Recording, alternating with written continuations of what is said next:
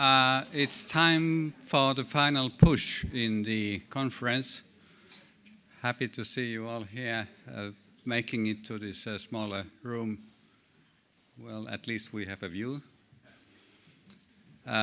So we have a final keynote lecture by Stephen Turner, and right after that we'll stay in this room for another half an hour, and we have a panel discussion intended to wrap up things and draw some conclusions and so forth, with all the four keynote speakers in the panel. Stephen Turner, I've known him for many, many years. He's the, as I have a habit of saying, the grand young man of philosophy of social sciences. He's everywhere. He has contributed tremendously and broadly. He's also active in science studies more broadly. He's the most well-connected person. He knows everybody. He knows what's going on, not only in science studies and philosophy of social science, but also in social science and science at large, and so forth. You are going to hear a very informed lecture right now. Thank you. Well, it's going to be hard to live up to that, but and also a word of thanks to the to the organizing committee. This is a very well-run conference. I greatly appreciate all that you've done.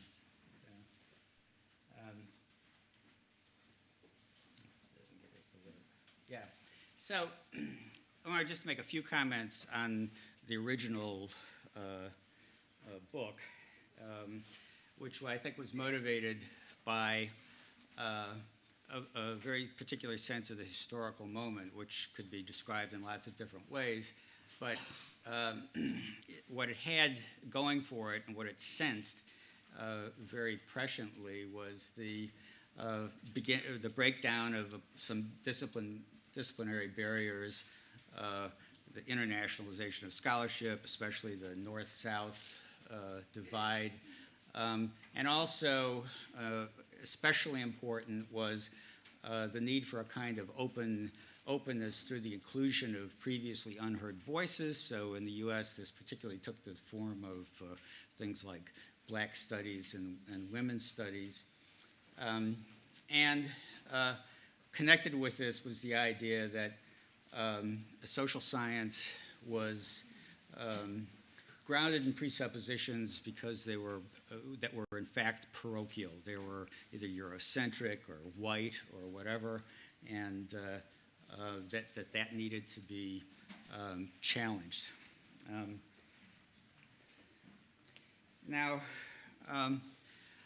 The response in the book was actually pretty limited because the opportunities on the table were mostly within the academy itself. So it proposed reforms within the academy, creating new programs which might become new disciplines, promoting interdisciplinary relations, and so on.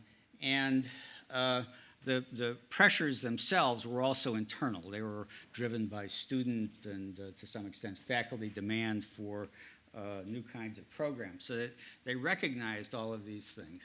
And the solutions were,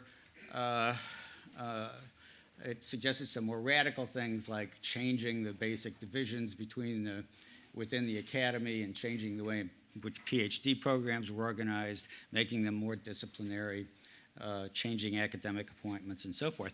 But all of this was still more or less within the range, within the purview of the academy. Now, I think it was also implicitly, and this becomes important, it was all implicitly within what we might call the liberal theory of science. And the liberal theory of science is what people like Conant and Polanyi and Kuhn operated with. And their model was scientists as autonomous researchers set their own research agenda. They cooperated, but they were independent and competitive. And the consensus that emerged was valuable exactly because they were independent operators. And this was challenged, and even at the time that these people were writing, which was a kind of Owl of Minerva moment, they realized that this was dying as a result of the emergence of new funding systems. And they were actually terrified by the idea of project funding because that effectively collectivized research choice decisions. It meant you had to go to a committee to determine what kind of research you were going to do. So what they wanted to do instead was to give money to every qualified researcher to do their own research. Obviously impractical as science became much more expensive, but there wasn't an alternative theory of what was going to happen after that change happened.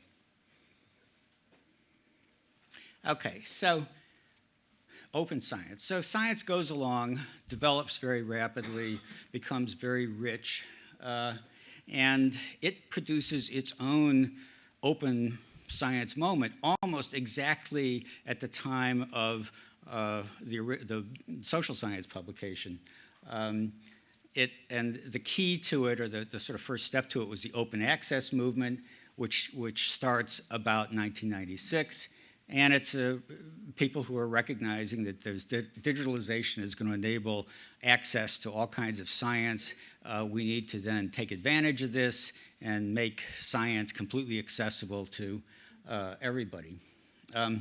But the movement then had successively more radical incarnations, more radical organizationally, more radical in terms of their sense of what science was about.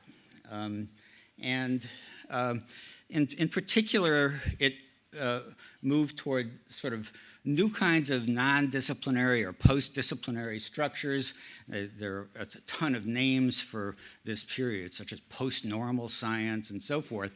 But what they all reflected was a recognition that this old model of science no longer applied. We're now in some new kind of domain, and a lot of the demands placed on science would be for problem-oriented topics. And as part of this, they were also concerned with creating new relations with the public. So the original public understanding of science idea was a very hierarchical top-down thing. We're going to tell you how great we are, what cool things science can do, and we expect you to bow down and support us. Now they decided that, no, you got to move on beyond that and create a new kind of relationship with the public, and particularly with social movements like the environmental movement that were getting established at that time. Then the other idea, which is mostly pushed by governments, was the idea of making science accessible and useful through open access. So a lot, especially in the EU, a lot of the emphasis is on just making scientific articles and so forth accessible.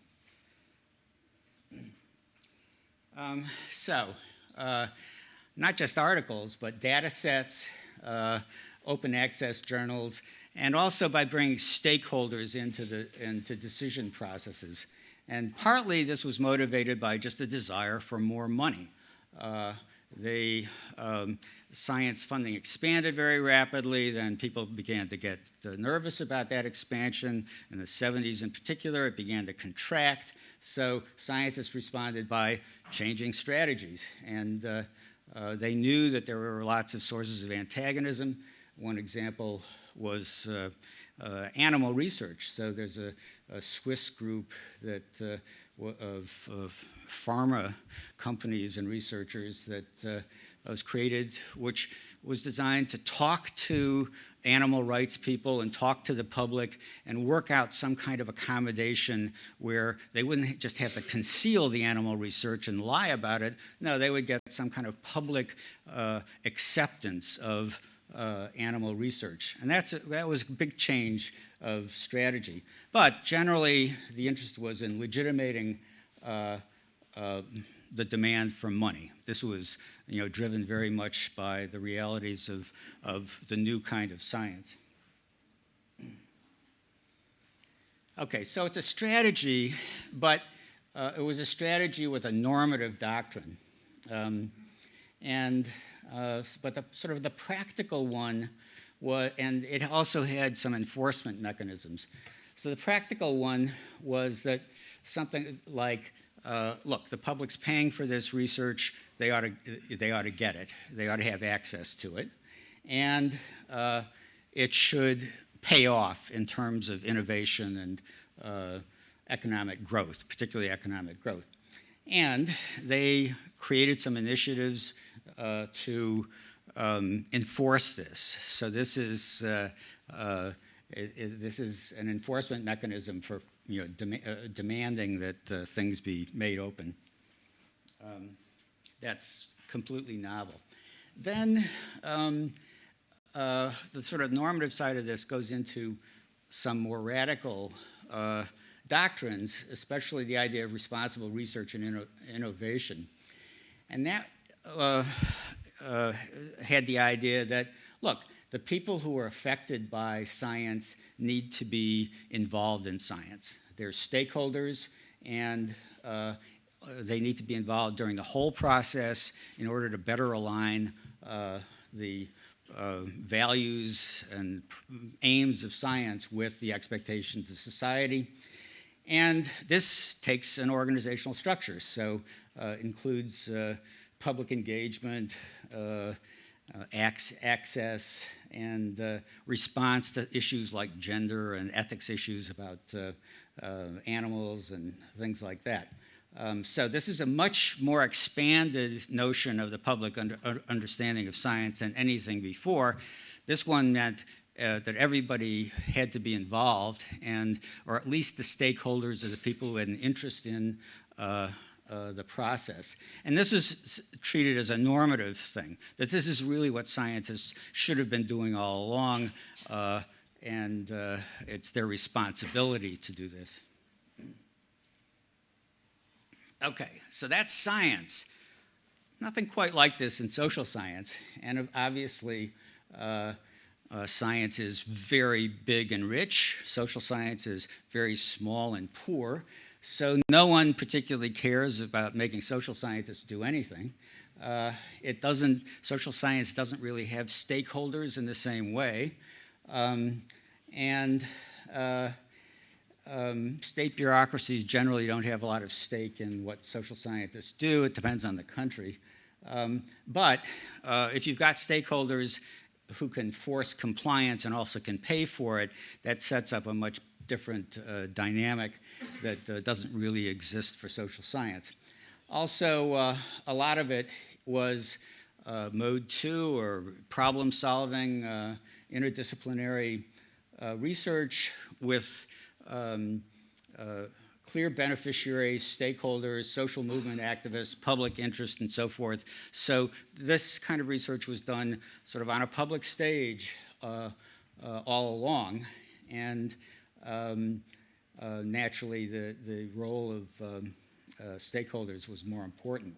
So social science actually participated in a lot of this research, but it didn't lead in it. It was put in as to deal with social impacts or ethics or things like that.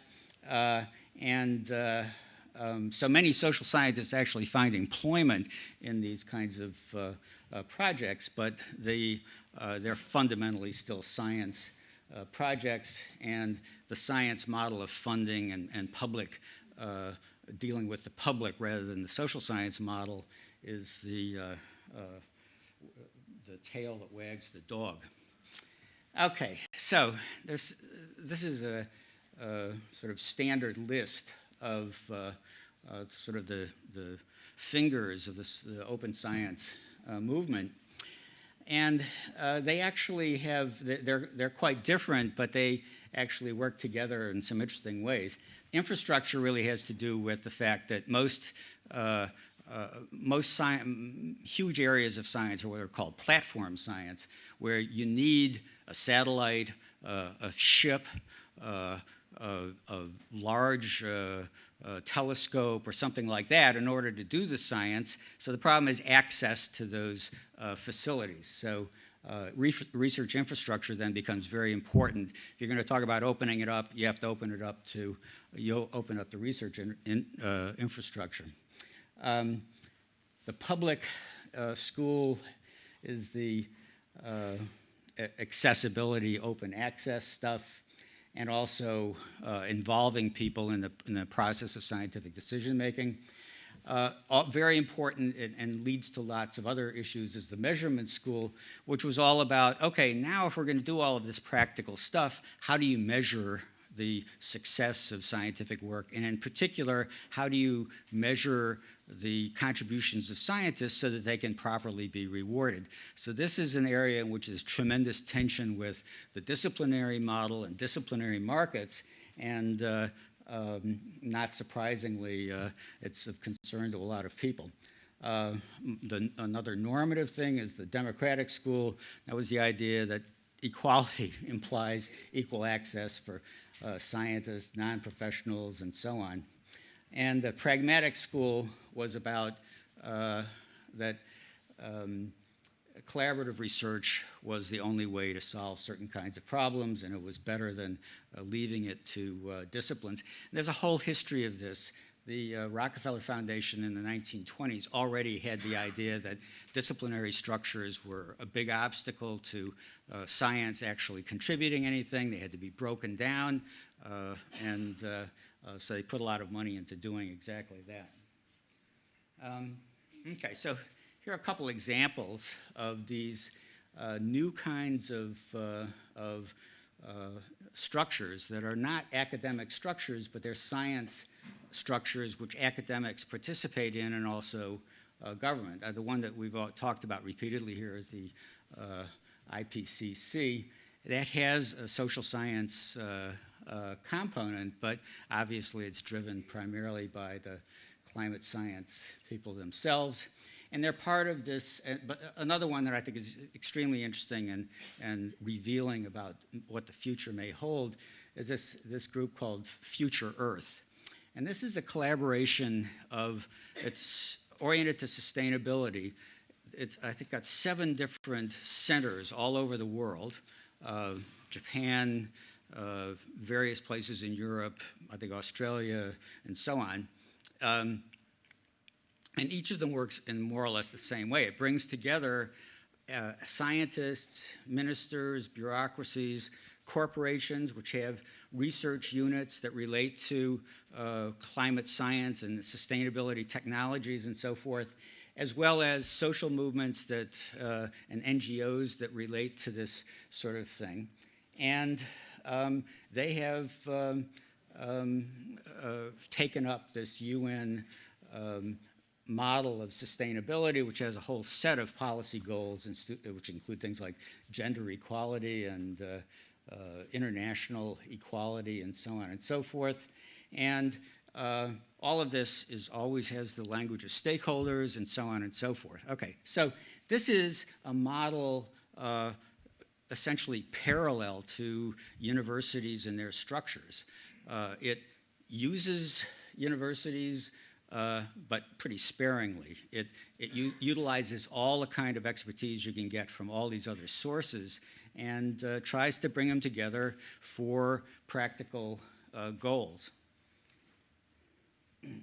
Now, what I want to contrast this to, so that's science. We're talking about sustainability science with a social science component, sometimes a very large social science component, but not traditional disciplinary social science material of any kind. It's, if you're involved in this, you're doing something significantly different from what a normal disciplinary social scientist would do. So what's going on in social science? Well, one of the things that occurred in the last 20 years was a talk given by Michael Burroway, where he defended the idea of public sociology. So this is a different model in public understanding of science, a different model than what I've been describing, and it's revealing about what it is that what some of the problems that social scientists have in getting involved in these other structures. So he didn't make organizational suggestions. He didn't challenge disciplinary structures.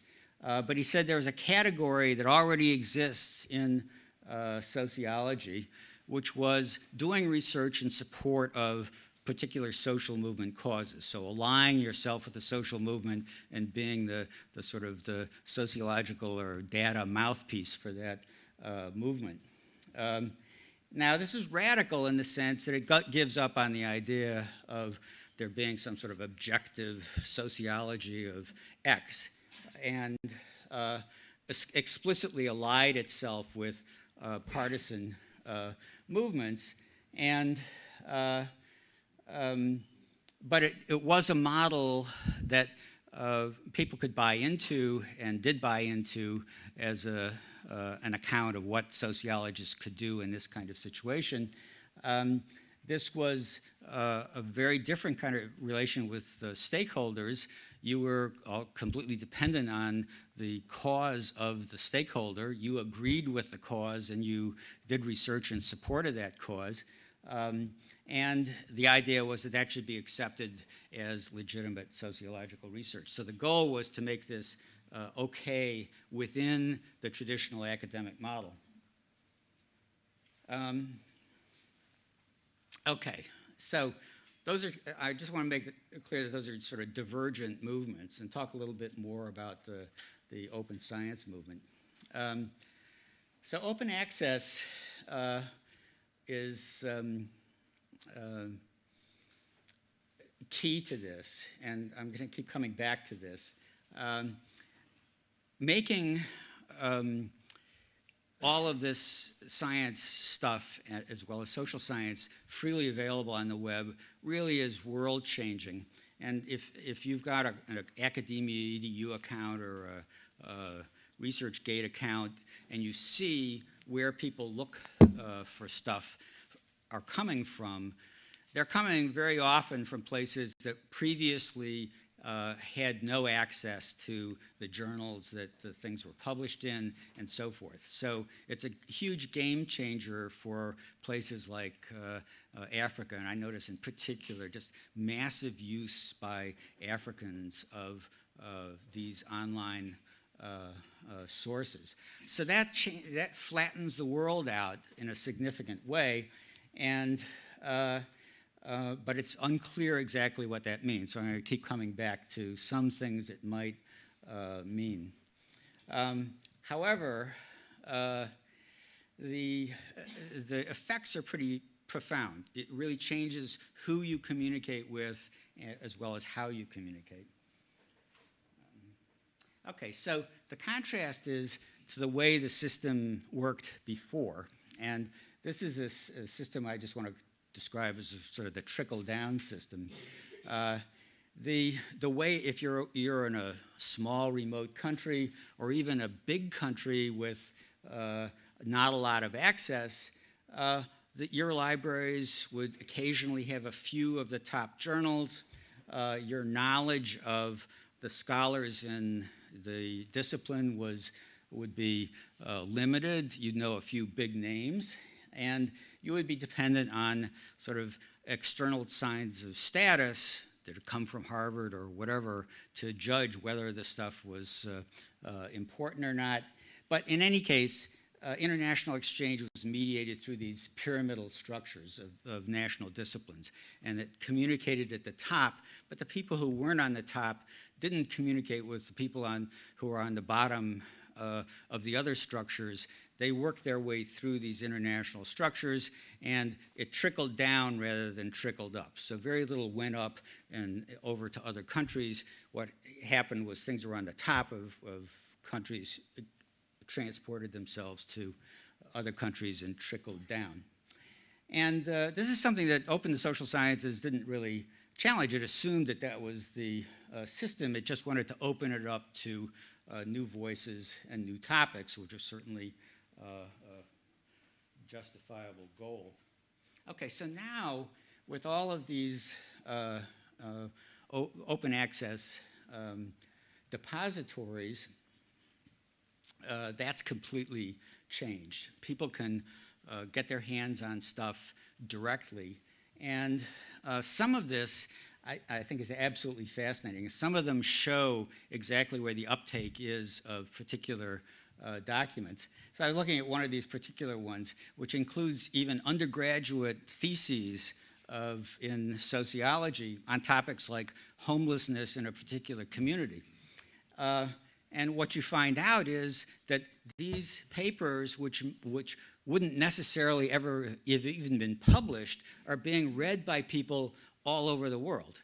And so now we have, that's homelessness in the city. That's a nice practical topic. It's a topic that's faced all over the world. You might learn something from one another's experiences. You would never have learned it through the trickle-down system. It would never have even been talked about at the top of the hierarchies of these fields. You can imagine Nicholas Luhmann writing a book on the homeless of Bielefeld. It wouldn't have happened, and it would never have gone anywhere either. So this is really a pretty radical change, and I think that's, so it's more of a people-to-people kind of interchange than ever happened before. So the old system was that there were locals and cosmopolitans. That's still true in most countries. But the new system says, no, you can have local-to-local exchanges. You don't have to worry about the status system. Everything is out there to be looked at. And so this is unmediated by hierarchy. What's interesting about this is even minor papers get hundreds of downloads. So this is actually something that really happens. Okay. So this is, in a way, the realization of the whole open access idea. And it's a kind of part of the broadening of open access. So there have been meetings in various places about this, and this is one African meeting, that the broader vision challenges the conventional hierarchy of basic research over applied research, and that OA can provide a communicative continuum between scholar-to-scholar discourse, teaching, and learning needs, and the mobilization of research for development. You can see there's a very strong emphasis on problem orientation versus disciplinary hierarchies here. This is a novel possibility that's a product of this digitalization and of course, open access. Okay, so I mentioned earlier this problem of metrics. How do you judge people? One of the things that they repeatedly return to is the existence of system of metrics to judge people that are part of the old disciplinary model. They don't reflect the new possibilities, and so that's got to be changed from the point of view of the users of this system, or the people who are committed to this kind of exchange. That's a huge constraint. You can overcome that to some extent with big data, but a lot of this is proprietary data. Journal companies like Sage and so forth are very particular about who sees the data, the download data, even though they give it to the editors down to the last press of the button, but they don't let this out publicly. So you can't use this for evaluative purposes. So it's a theoretically soluble problem, maybe, by changing the metrics, but in practice it hasn't been solved. Okay, the other aspect of this is the kinds of problems that people are dealing with. So disciplinary problems, in a sense, are problems that could be solved and defined and then solved in a disciplinary way. That's what disciplines are good for. They teach you how to set a problem up as an economic problem or a sociological problem and how to solve that problem. The problems that we're dealing with in this new form, like sustainability, are what are now called wicked problems. But I like, Herbert Simon years ago did a paper called about what he called ill-structured problems. And the idea was that there were problems that required the solution of multiple problems, and that there was no optimal solution, or at least no solution that didn't sacrifice some significant value. So there wasn't a genuine solution or a book solution to this. So, and that's the case for things like sustainability. Somebody gets hurt in the process of sustainability. Okay. So it also means that the problems are problems that are more closely associated with other disciplines. So it's intrinsically interdisciplinary. And but disciplines are very bad at solving these kinds of problems. They're only good at solving their own problems. I got into this myself many years ago, looking at the problem of water in the American West. This is a classic policy problem. So the solutions were dams, changing the property system, trying to alter the environment so there was more rain. All of these were solutions, but each solution had a big cost for other people, and it was very difficult to get anybody to agree on the solutions, and the problems still exist. Okay, so they're wicked problems. They demand suboptimal solutions, but they need work to even get to the suboptimal solutions. And so what these organizations really are attempts to organizationally innovate to better produce what are necessarily suboptimal problems. So talking to people, negotiating with stakeholders and all that sort of stuff is the kind of thing that you have to do in the face of a suboptimal solution that's going to hurt somebody. And it especially involves things like indigenous knowledge, persuading people that the solution is in their interest, but also hearing them to see what their interests are and how they understand the problem and making that part of the solution. So these are all organizational innovations. They're out there. There are more and more of them. It's an open question as to whether they are going to work, or that they can be extended to other wicked social problems that are primarily social and economic. But even the technical ones that you can get a sort of engineering innovation to solve usually are still highly problematic. You have to change people's cooking habits or whatever in order to provide them with power and so forth. So they're problems that wrap things up with one another. Okay, so this is not what social scientists are used to doing or even very good at doing. They're good at being critical, they're good at evaluating, they're good at all kinds of things, but speaking to stakeholders and working out compromises is not what they're good at doing. Which is why Burroway seizes on this model of public sociology.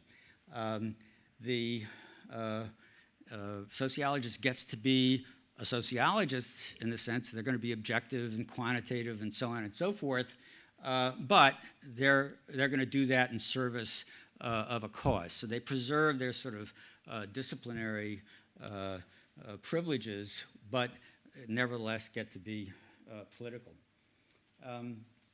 But this only works in certain social and political environments. So this is something that it's a great strategy in the US because there are a lot of policy problems that are addressed in this way. It's somewhat less common in Europe simply because of different bureaucratic structures where things are not handled in a public way necessarily. And our work dealt with stakeholders are dealt with directly, which is not usually the way it is in the US. But in terms of the global south, it is more or less pointless. So it's not a good method. The stakeholder model makes much more sense, not only in that context, but in contexts where you're looking at big wicked problems like sustainability. You want to bring in technical expertise and organizational support and recruit stakeholders, adapt to local knowledge and values. It's a huge, complicated process that requires sustaining a lot of disagreement without resolving that disagreement, but nevertheless coming to some kind of conclusion. And this can actually produce practical solutions. They try to be uncontentious. These are people, they know that being critical or being like a social movement is just self-defeating. They have to recruit the government, they have to recruit corporations in order to make these things work. So they try to be uncontentious. That's why sustainability has such a nice neutral ring to it. Who could be against sustainability? It seems like being against eating. But they can't do this fully, but they really work at bringing in different voices. This is a part of the organizational design. So the reality is that for social science is that solutions that work in one place don't necessarily work in another place, but they can be learned about and applied analogically. Lessons can be learned from them and so on and so forth, and that's actually happening. The other thing that is happening is that that is just beginning to happen is that the dialogue is going both directions. So that rather than coming from the rich countries to the not so rich countries, it's filtering back from the not so rich countries. And that's kind of the normative goal of that kind of openness, a flatter kind of openness. So yeah, so I think I'll stop there. I think that's the, the punchline to this is pretty simple. If this is the way science is going, social science really needs to figure out a way to adjust to it. There's essentially no option. Science policy just gets applied to social science. So the same kinds of expectations that exist for science will just be applied to social science. And this may be the future of science organization, but at least it's playing a significant role right now especially in relation to climate science, sustainability. These are very big, consequential science movements that affect policy and affect people's lives, and it's the job of social science is to make the adjustment to these new modes of organization. So yeah, stop there.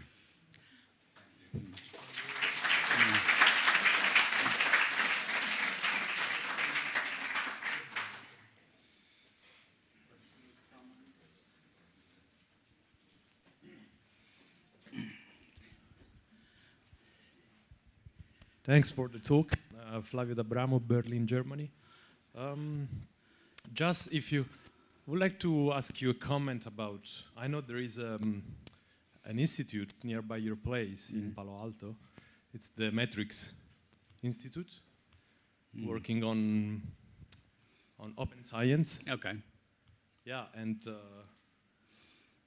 actually it's they are showing that the problem with science is a bit more broad than what we are seeing through your presentation, and it's basically about the fact that it's not possible to reproduce the experiments. Yeah. And I don't know. It seems that it's very nice to see this surface and very very much appealing, and I'm wondering what's behind. Yeah, so there is a quality problem in science. There's no question about that, and that it's a product of the funding system of science, which demands lots of publication and probably lots of premature publication. So there's a lot of garbage in science journals. There's no question about that, and that's what a bunch of studies have made pretty clear. I'm not sure what the solution to that problem is, but it doesn't really limit the demand. I think this stuff is demand-driven. People have problems that they want to get solved. They want technical expertise, and they'll take the best they can get without saying, "Oh, it's got to be perfect." They're looking for anybody that can come in and contribute to solving the problems. So in a way that it may encourage some sloppy science, but I think the sloppiness is more encouraged by the funding system and also the reward system in science itself, which doesn't, it's historically a big concern of science studies is, okay, so you publish something that's false. Do you get punished for it? And all of the studies say the same thing. No. You can make huge errors and nothing happens to you. So, that's part of the culture of science. It's very forgiving about mistakes. And it's not clear that that translates very well into these new modes of science. So I think, yeah, you've got a good point, but I don't have a solution. There are two problems with digitalization as openness. There are two problems with digitalization as openness. There's the easy one. The easy one is that obviously in order for this to be equal all over the place, everybody's got to have access to the digital. They have to have a machine. They have to have servers that, et cetera, et cetera, et cetera. At the moment, it's very unequal. One could perhaps solve that over 20 years in various ways and eventually become more equal. But then there's the second, much bigger problem, which is that governments will worry far more about social science than about the natural sciences and will impose constraints. They will cut off access and so forth for things that they find unfavorable. Now, I don't see how within digitalization you really solve the problem of the states coming in and they are already doing it, obviously, all over the place. But you have no recourse against that. Yeah, that's certainly a threat that the open web will not be an open space. I don't see much evidence of very specific controls, especially of social science. I think social sciences sometimes flatter themselves that they're threats to states, and I don't think the states really care that much about what social scientists say.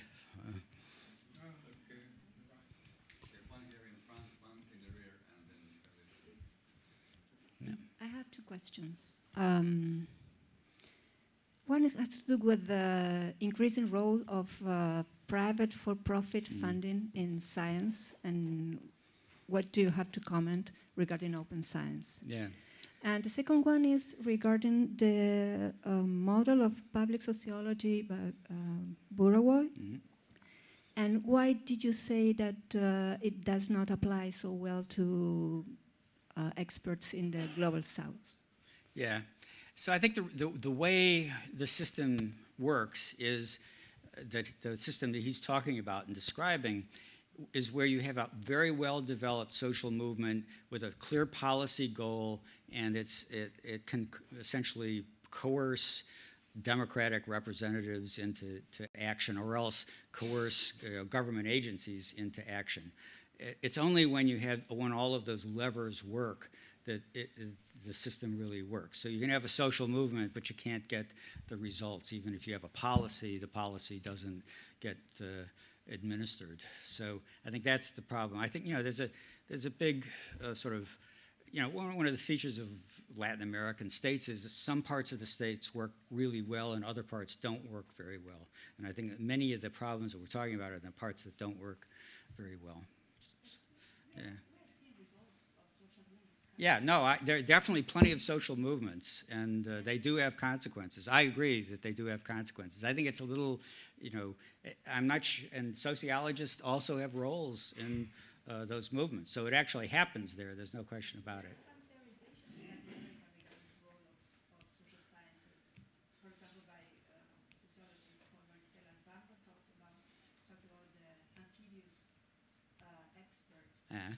Between the public and the academic world. Yeah.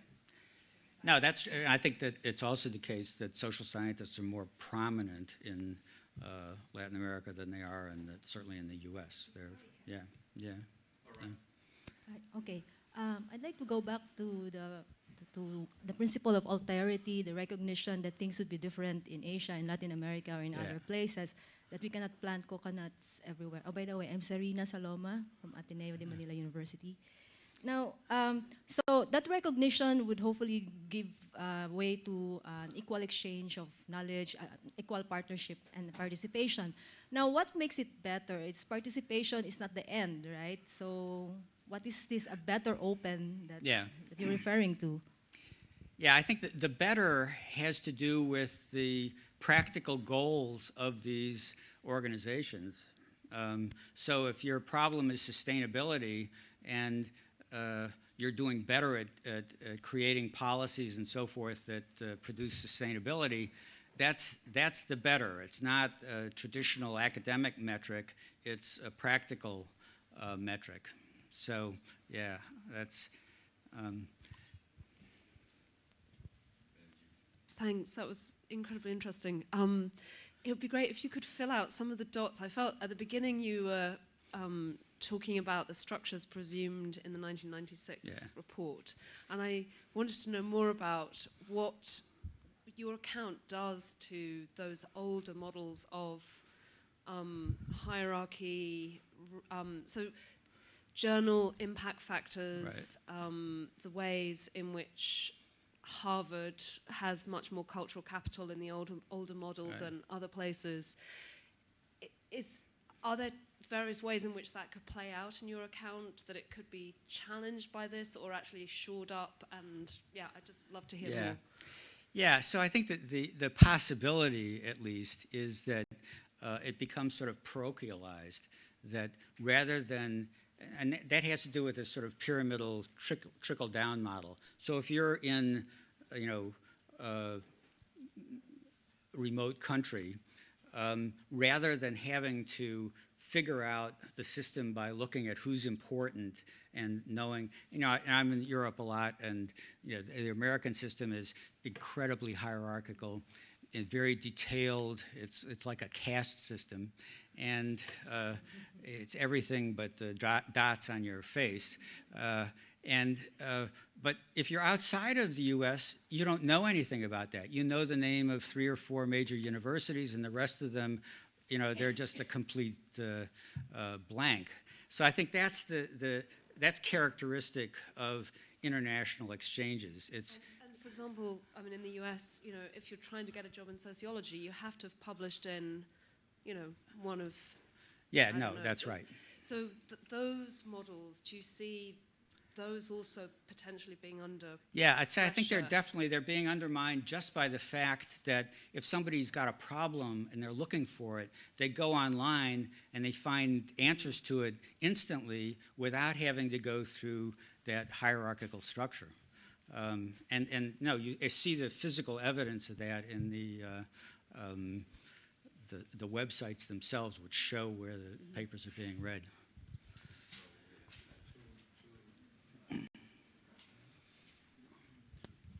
Yes, well, Immanuel Wallerstein talked about the governments and their influence in the future with respect to this open. But I would rather talk about the private, private groups, private interests. The entering of China in this multipolar world will mean more and more privatization. And so this open movement, this open science and this open knowledge will only be garbage, because what is interesting will be appropriated so, by private interests. Yeah. And that will be also a big problem. So this requires some. Well, I think, though, that when you see the term stakeholder in all of these documents, that's their solution to it. So all of these, I have a student in Norway who works for the Statoil, the oil company, and she's in the research unit that deals with climate issues. Okay, so they're a part of Future Earth. She's a delegate to Future Earth. So she's literally a stakeholder in this model. Now, do they appropriate this? No, it's more that they're dependent on policies and so forth that are being formed around them, and they want their say, and they've got expertise, usually more expertise than academics, about these particular problems. So they're entitled to be included in this thing. So I don't think, and they, of course, compete with one another, so they're not really in a position to just appropriate the benefits of these movements. They certainly can get some benefits by cooperating, but they have to play the game with the public, and they understand this as well. They have to legitimate themselves with the public. They've got to deal with social movements, and they're willing to do this as part of these models. So you're in favor of free and fair competition? Yeah. Well, I think this is a very administered kind of model. It's not a competitive model. It's a. We have 2 more. Please make it brief. Okay, thank you. I'll be a bit provocative. Okay. I'm a bit surprised of this very optimistic reading, and also because it feeds in a kind of very optimistic openness discourse, which we hear all over the place. And so on the one hand, I'm wondering whether there might be a touch of technological determinism here. And on the other hand, I'm also wondering whether, with respect to the fact that we have this very optimistic discourse all over the place, we should not be looking very, very carefully where exclusion mechanisms are just shifting and coming up in very different ways and being covered up by this discourse of openness. Yeah, no, well, I haven't said anything about the negative side of all of this stuff. And I think, I'm attached to this, liberal model of science as much as anybody. I think that a lot of what we consider to be science and free inquiry in science is really undermined by this kind of organizational structure. I'm a realist, though, and I think that various forms of this are just the way in which science is conducted. And yes, is it going to have exclusionary mechanisms and so forth? Yes, they all do. I don't think it's a panacea. I think it's just this is where we are organizationally, and this is where we're maybe going. And I certainly don't want to sign up as a member of Future Earth and sit in an office listening to stakeholders. But I can see that a next generation science student is going to say, okay, that's what a career is about.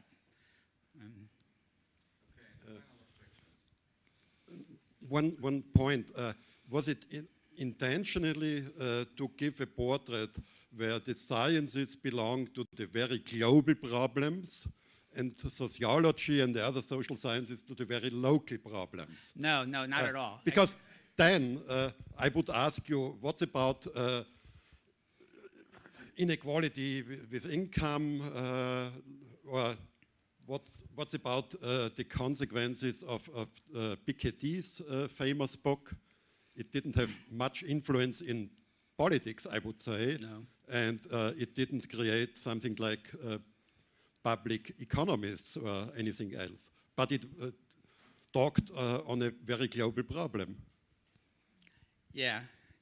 So, but that's not the kind of problem that lends itself to these kinds of organizational solutions. Maybe you could have inequality, future end of inequality organization. I'm not sure who would be the participants and the stakeholders and how that would actually work. It's the non-contentiousness of things like sustainability that make this possible. You can't create, it's not an antagonistic model, and it doesn't work at all if it is, because then you just get people to oppose your solutions. It's that people have to accept, yes, it's a problem with suboptimal solutions, we just have to pick one. It's a different mentality. And so, okay, let this be it. Thank you. Okay, great. Thank you.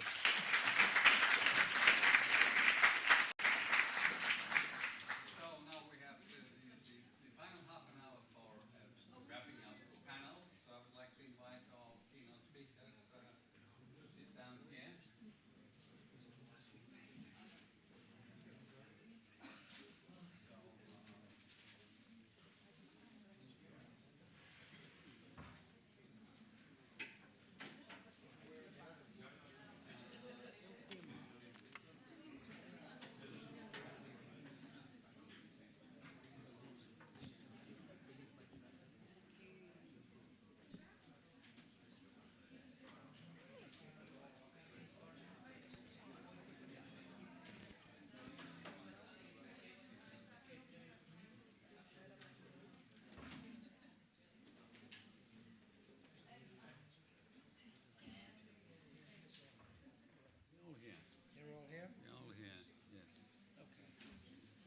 All right, so this is the very final push of the conference, and so we can't cover everything. We can't, I mean, in half an hour with so many people in front here.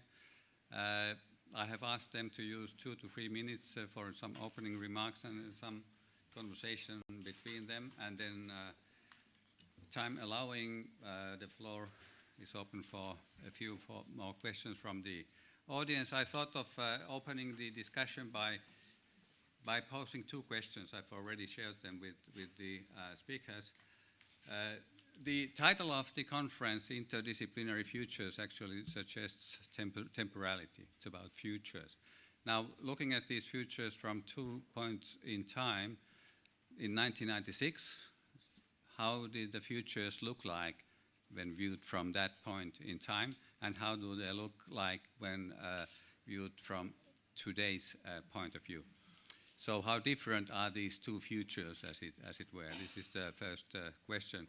I would myself say first that on the one hand, it seems that the very same hopes and wishes are aired.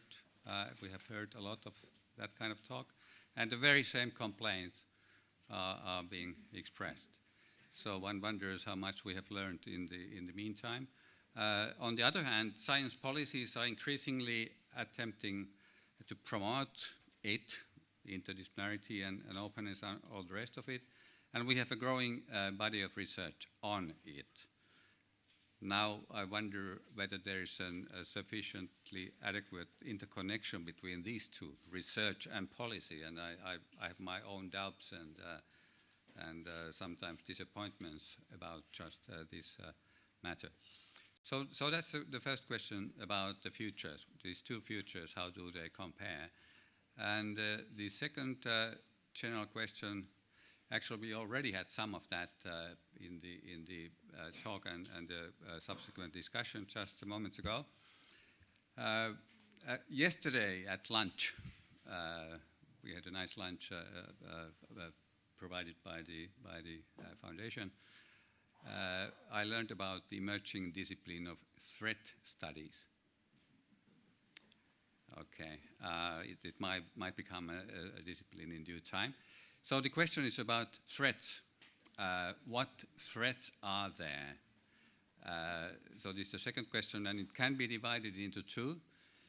Not only threats to interdisciplinarity and openness, but also threats due to interdisciplinarity and openness. So interdisciplinarity openness might have harmful consequences, and then I wonder what those harmful consequences might be, what kind of nasty scenarios there are. Just about a few words about threats to interdisciplinarity and openness, etc. I mean, there are these good old ones that we have once again heard about during these 2 days. Institutional restraints and troubles with communication and the rest of it. And then there are all sorts of misconceptions about interdisciplinarity and mismeasurements of it and so forth. And these are, of course, prevalent in the science policy circles. But I would like to put more stress on the second kind of threats due to interdisciplinarity and openness. Of course, science policy itself, as I already suggested, is often based on superficial understandings, even misconceptions, and often not properly based on adequate research on the relevant details concerning interdisciplinarity and so forth. Then there are consequences, possible consequences when interdisciplinarity and openness are combined with the culture of accountability, impact, audit, and all the rest of it. I mean, this is not at all self-evidently only good for whatever, science, society, and so forth. There might be, and under these scenarios, there might be an erosion of standards, of quality, erosion of rigor, erosion of expertise, erosion of academic freedom and autonomy, erosion of the image of science as objective and neutral, and thereby, as a consequence, erosion of the cultural authority of science, and maybe the epistemic capacities of science, ultimately. So this is about the future of disciplines, not only about the future of disciplines, but also about the future of discipline. Not only of disciplinarity, but also of being disciplined, and so forth. So, and I thought of asking the keynotes to speak, to give their opening remarks in the order in which they appeared in the program, and insofar as I recall, Professor Wallerstein would be the first. There are a lot of people in this room, and the fact that there are a lot of people in this room is a sign of success in one sense, that presumably nobody came here because they think interdisciplinarity is a bad thing. So everybody in this room must think it's a good thing. The only problem is, of course, what they mean by interdisciplinarity ranges over a large variety, and what they mean by disciplines ranges enormously. Now, I have noticed, so in a sense, yes, the threats issue is very real, but the threats issue is then an issue which we haven't been discussing, which is what is happening in the real world. That is to say, what is happening with the world system in which we live, and so forth and so on. That we haven't been discussing. We've been discussing how to discuss it, but not discussing it, right? And maybe we can't get further without discussing it. I personally think that. Now, what I've noticed here is that some people are interested in discussing the intellectual problems of disciplinarity or interdisciplinarity, and other people are really interested in discussing the practical problems. How do you get the money to do it? How do you, et cetera, et cetera, et cetera.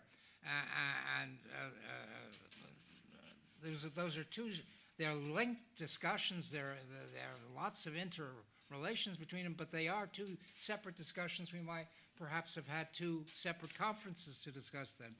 Then what I hear when people keep saying they've got practical problems is that the social sciences and the humanities are still considered inferior by some larger group to the hard sciences. There's a hierarchy. They've won out. It wasn't true 200 years ago, but it's certainly true today. Now, it may be less true today than 20 years ago, perhaps. It's hard to measure, but it's still true. And when you hear a discussion that only 4% of the budget is assigned to social science and the humanities, that says something to you. It says something that 96% is assigned to somebody else.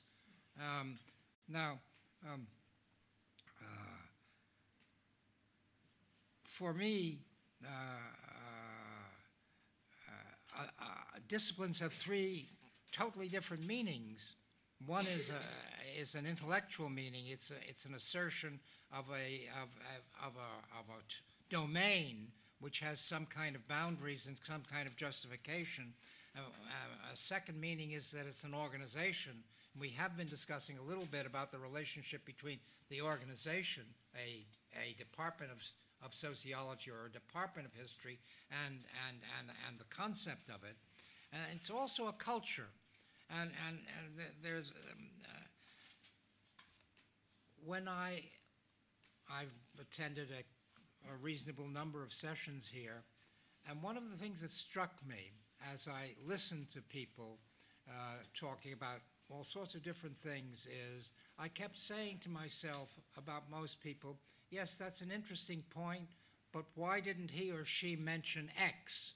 Or why didn't he or she take into account the criticism of Y? And then I realized it's really a very simple answer to that. One of the reasons is none of us can read everything. It's just not possible. And the fact is that we are directed by some kinds of cultural givens to tend to read this and not to read that. And we haven't discussed how one gets over that cultural constraint, which is very real and very important. Now, I think I'm going to stop here and let you move on to others. Thank you. I can actually imagine two other reasons for not covering everything. One is that in 20 minutes you just can't. And another one is what's characteristic of science in general, you need to focus. Sometimes it's good to focus on small parts of a bigger problem. Anyway, I think the next one is Björn.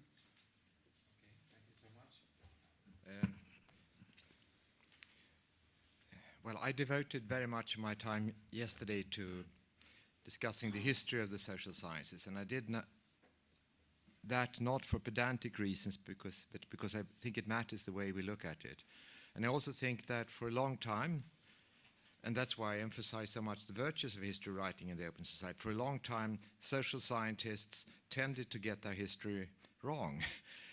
They either tended to write it in a very Whiggish fashion, describing the recent achievements as a continuation of a very long tradition, whereas in reality, the social sciences have historically, at each of these 5 critical junctures that I denoted and talked about, at each of those, social scientists have had to demarcate themselves relative to other competitors.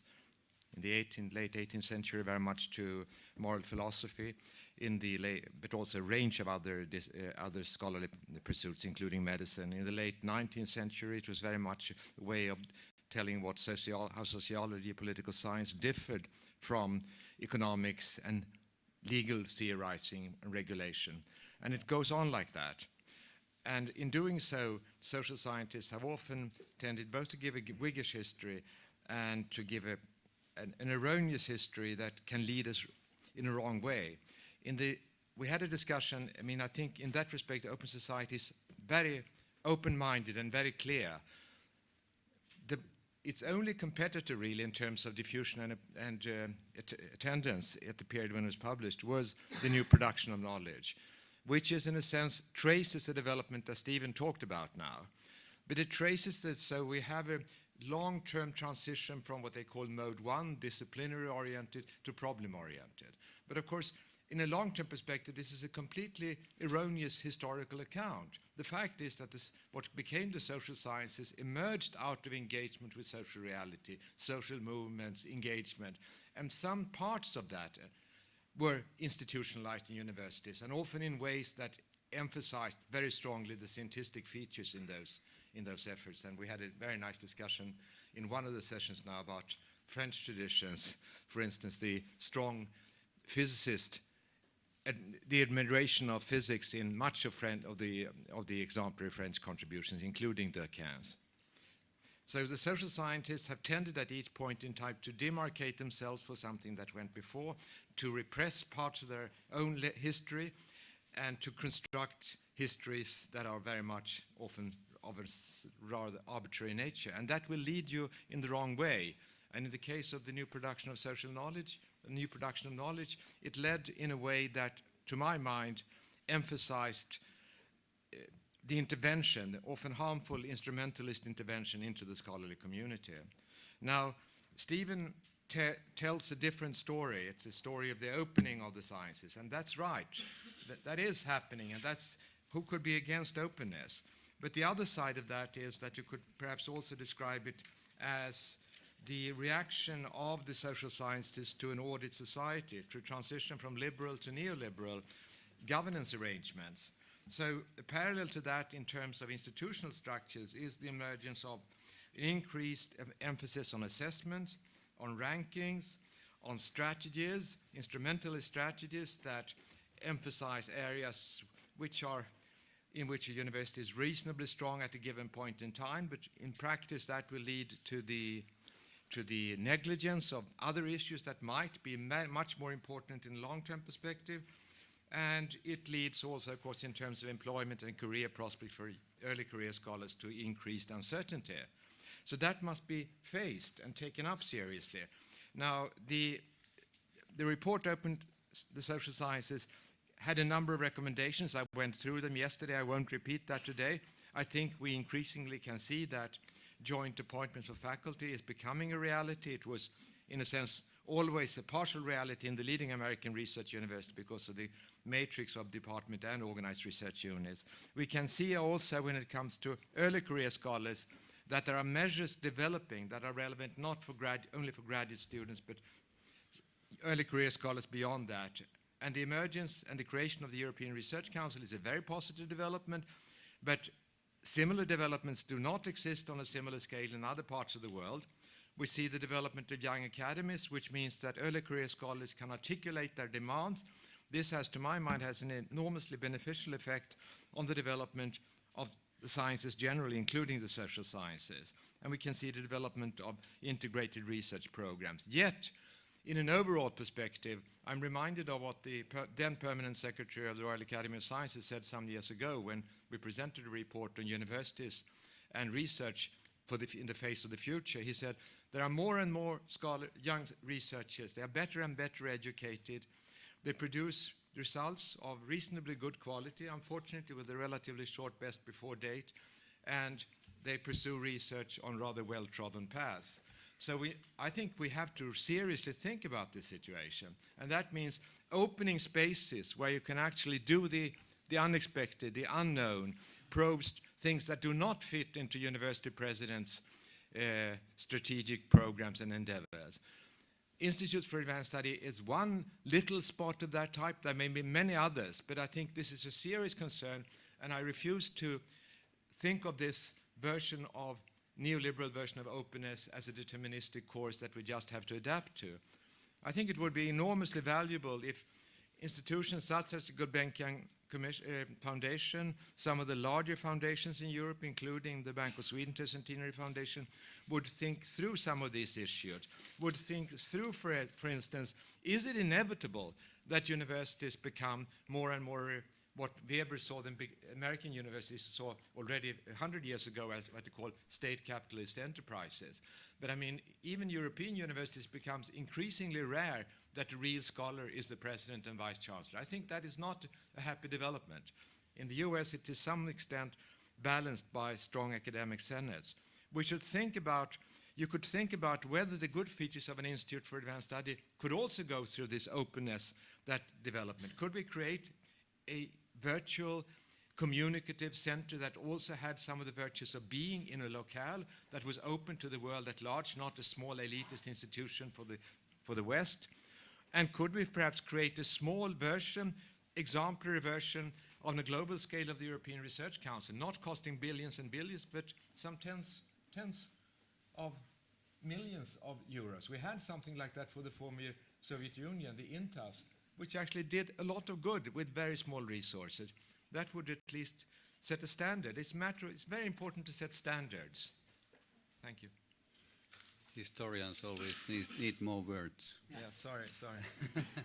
Felicity. I think my comments are separated into, I'll try and be very brief. I think there are 5 points. So I suppose it's already been mentioned, but the term interdisciplinarity is so polysemic And the difficulties that we perhaps have talking across disciplines are replicated as we talk about interdisciplinarity, because we are using it to describe so many things, but it has also become an incredibly effective shorthand. So I kept on thinking, do we actually need this term anymore? Could we dispense with it? If we had banned the use of the term interdisciplinary for the last 2 days, would we have lost anything? Or could we have had all those substantive discussions without that term? And so I kept on thinking, who is now conjured as that poor disciplinary scholar who is never interdisciplinary? And I was trying to imagine the straw man or straw woman who becomes this ever more enclosed person who would never tick the box as being interdisciplinary on the grant application, because let's face it, many grants now demand that you are interdisciplinary. So what happens when that term actually becomes something that is perhaps having more functions instrumentally than intellectually? Second point, in terms of the difference of 1996 and 2016 or 17, my talk this morning, I suppose I could not tear myself away from what is happening now.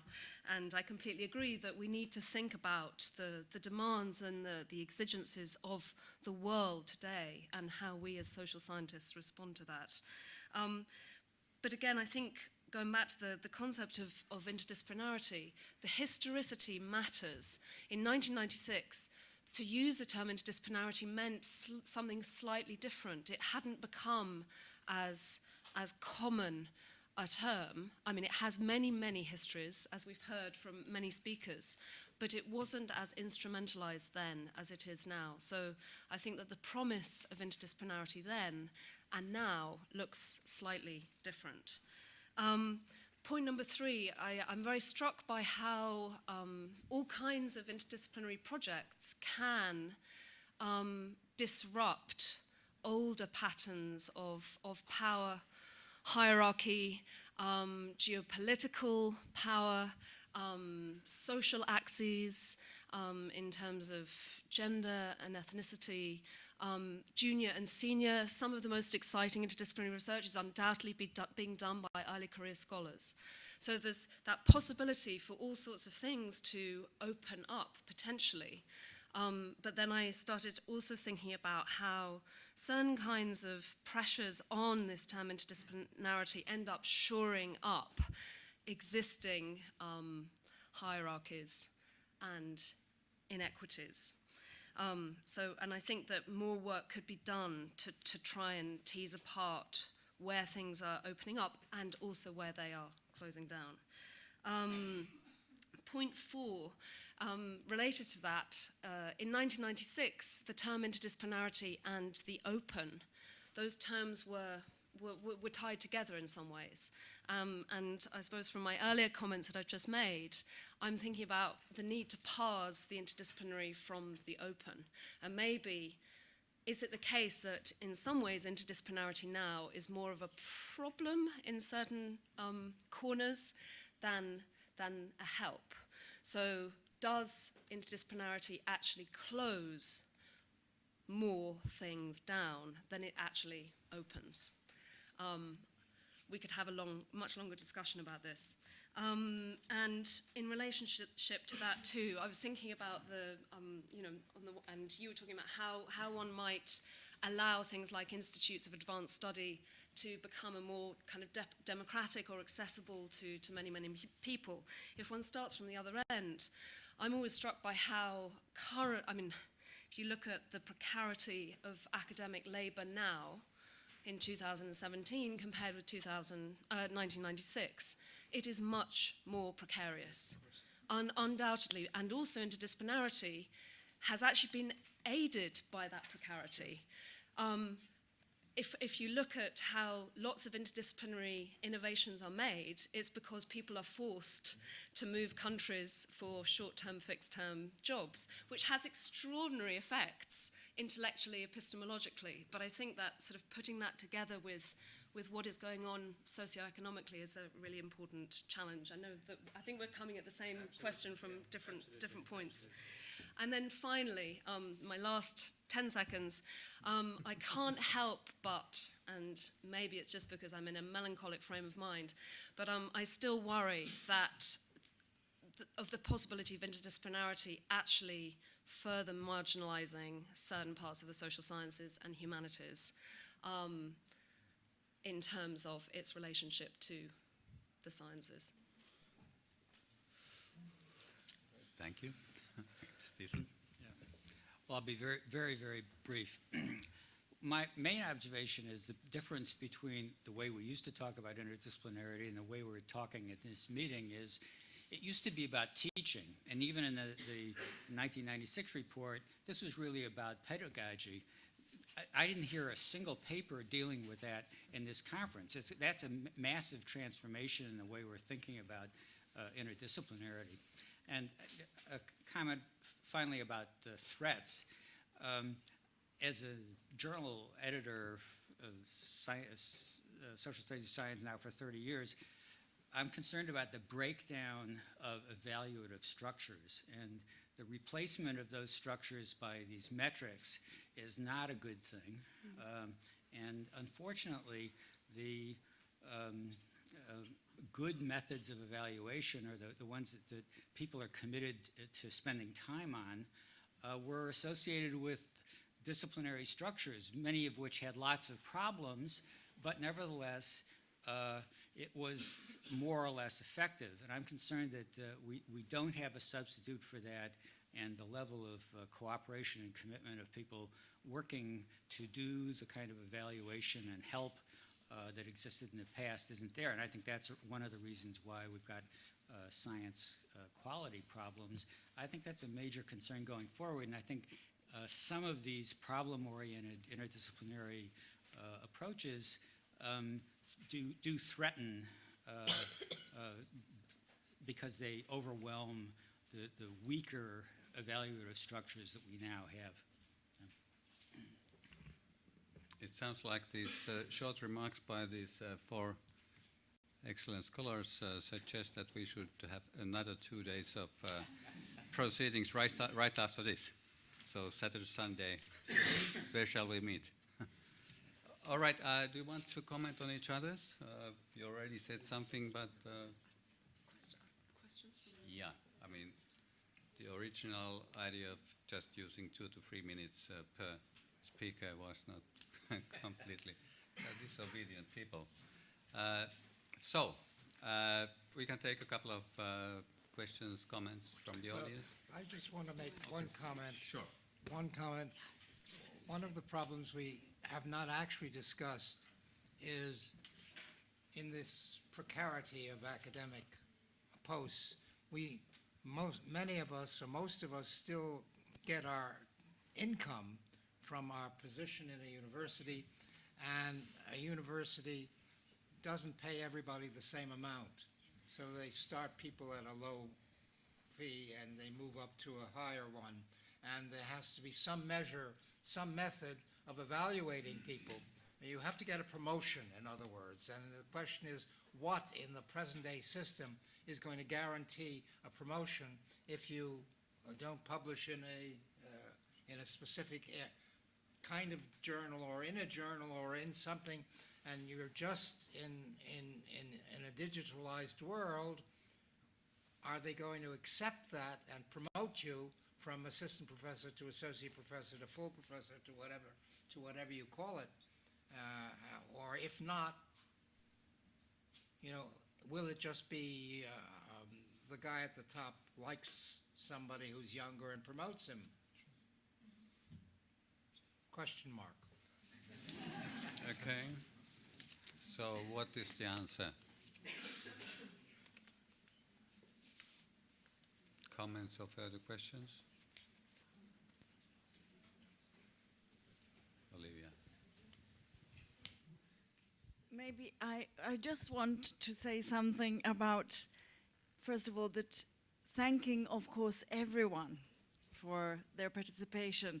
And just to give some information about the follow-up, Uskali, I'm thinking that, first of all, we will make available the presentations of all our keynotes because they have been very generously videoed by the foundation. So soon we will send you an email with information about how you can access that data. And I would ask any of the keynotes who has not provided us with a PowerPoint, if they can, we would be very grateful to add that information. And perhaps can I challenge the panel to write half a page or a page on the reflections that you've just shared with us, so that we can use that as a sort of record of a closure, because you have presented us with some tremendously clear comments and messages for us to follow up. So I think that would be wonderful if you could do that for us and maybe send it to Uskali, who will marvelously package them for everybody to share again. Thank you. So that was my comment. Okay. Sounds like there's an agreement that this is it. So thank you so much. Thank you so much. It was great.